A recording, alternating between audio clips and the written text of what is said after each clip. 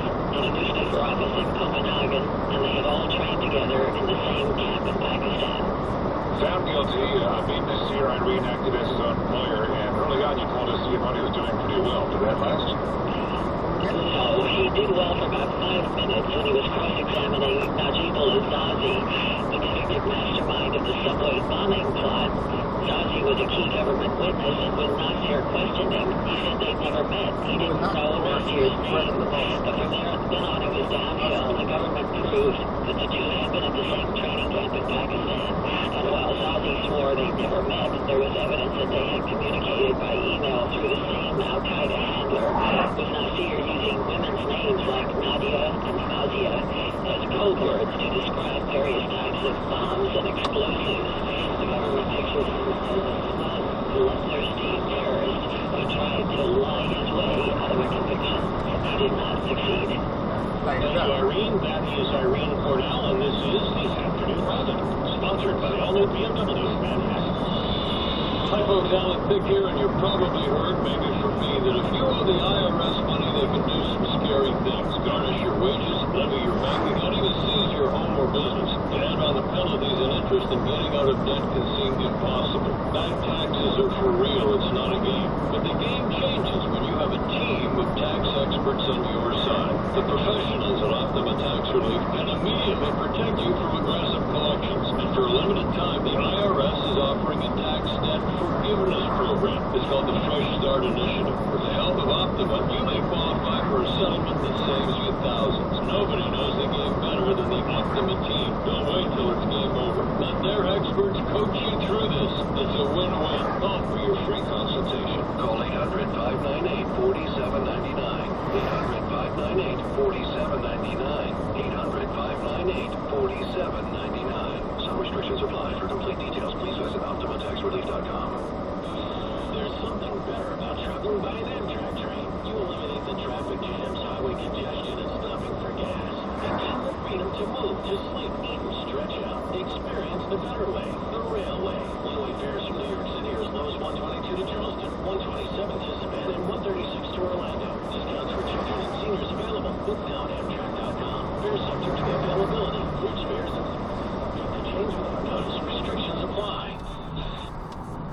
45 degrees, some light rain around the area. The rain changing to an icy mix tonight and then snow overnight. By the time it ends tomorrow, 4 to 8 inches across the area.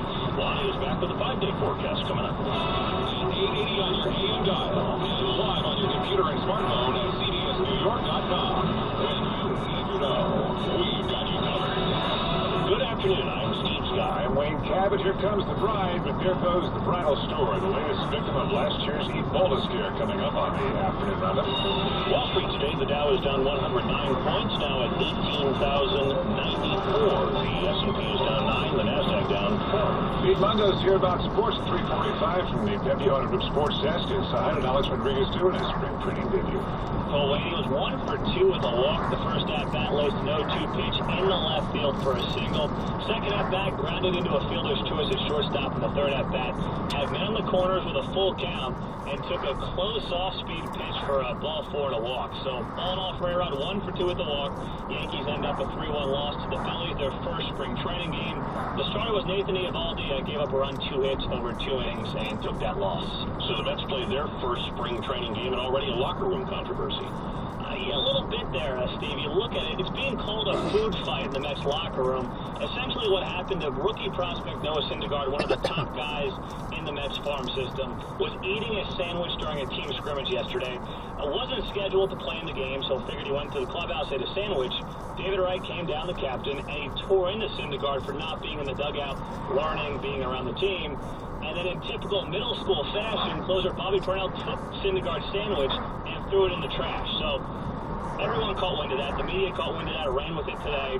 And then David Wright came back, apologized to Syndergaard. Maybe he was being a little bit too harsh, but the prospect came out and he admitted that he made a mistake. So there you go. All seems to be well now between Wright and Syndergaard, but there was a little bit of controversy yesterday down in Port St. Lucie. Inquiring minds need to know what kind of sandwich was that. That is a great question. I couldn't tell you, Steve. If it was me, it'd be bologna, little ham, Italian sub, but, you know, it's probably not good for a big leaguer.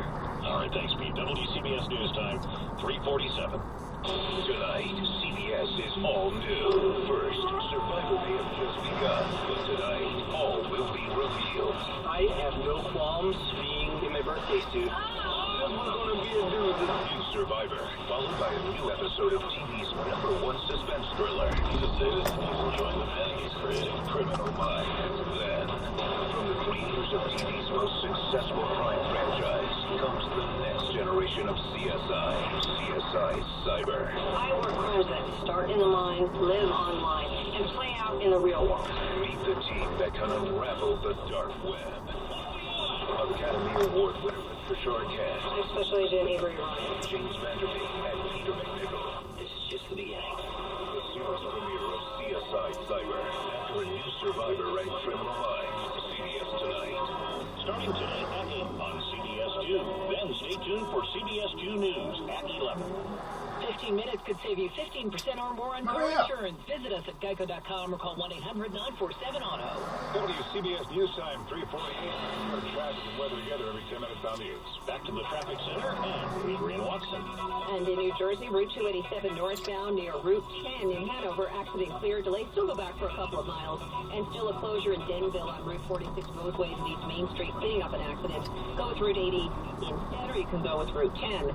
FDR Drive northbound, still an accident in the 1-teens. Delays are pretty much almost back to the Williamsburg Bridge. Outbound Brooklyn Bridge loaded up. The West Side Highway not terrible. The Deegan, a little bit of volume as you make your way northbound from the 130s all the way up to the Van Cortlandt Park, but it is moving at a decent rate of speed. Westbound Cross Bronx creeping back to the Bruckner. Southbound Bronx River Parkway getting heavy from Pelham Parkway down to the Cross Bronx, so we may have a new problem there.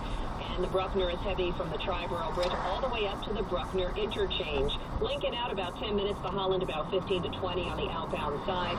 And Staten Island Expressway loaded up in both directions to Clove Road, had a couple of earlier problems. Goethals Bridge has been reopened to Staten Island. Our next traffic update in less than 10 minutes on WCBS. Lonnie Quinn at the CBS 2 Weather Center is trying to make heads and tails of this complicated storm moving in. Well, this is a very complicated one. Right now, it's rain out there currently, and it's spotty rain, nothing very heavy. It's 45 degrees. Now, listen, I want you to tune in here in another, say 9 minutes or so. We have to watch to see if that temperature drops down even a degree with the next update at 4 o'clock. But 45 degrees with rain. If you're going for any snow, the snow, if it's going to kick in, is going to be after midnight. And it looks right now, the numbers I'm going to go with, I think around New York City and north, you're looking at 2 to 4. I think you go New York City south, you're looking at a 4. The biggest number would be an 8. You have to go well south for that.